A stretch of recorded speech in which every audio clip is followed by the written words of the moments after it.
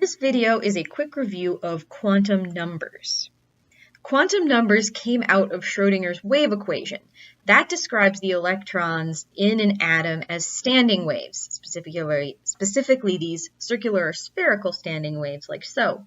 Each wave has a particular energy level and shape, and the quantum numbers define those levels and shapes.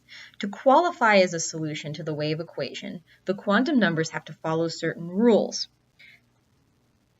The first quantum number is the principal quantum number, that's the variable n. Its allowed values are any positive integer, 1, 2, 3, 4, etc. And it denotes the electron shell or orbital energy level you're in. These correspond to the energy levels in the Bohr atom, n equals 1, n equals 2, etc. The second quantum number is the angular momentum quantum number. That's the variable L.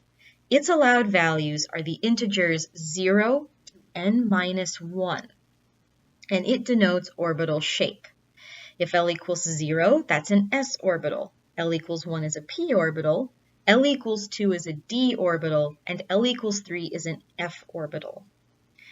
Lastly, we have the magnetic quantum number, variable m, and its allowed values are the integers minus L to positive L, and it simply denotes the orientation of the subshell within that larger electron shell.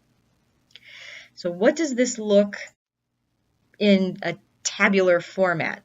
Well, you've got this table in your notes from September 16th.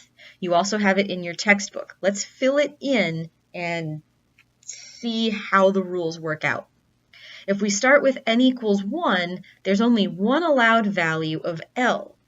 That is 0, because L can be 0 to n minus 1. If L equals 0, then the subshell letter is S, and if L equals 0, then M has to be 0. And there's only one orbital in that subshell. Now if you note, for n equals 2, 3, or 4, 0 will be an allowed value of L for all of those n values. Therefore, we can fill in down the table all of these other s orbitals. If we go up to n equals 2, now we have allowed values of L equals 0 and L equals 1. So we have a new type of subshell to talk about.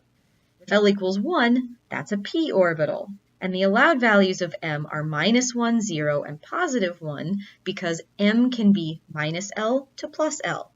And this orbital has 3 orbitals in the subshell because there are 3 values of m possible. For n equals 3 and n equals 4, 1 will also be an allowed value of L. Therefore, we can plug those in as well. So we have 2p, 3p, and 4p orbitals.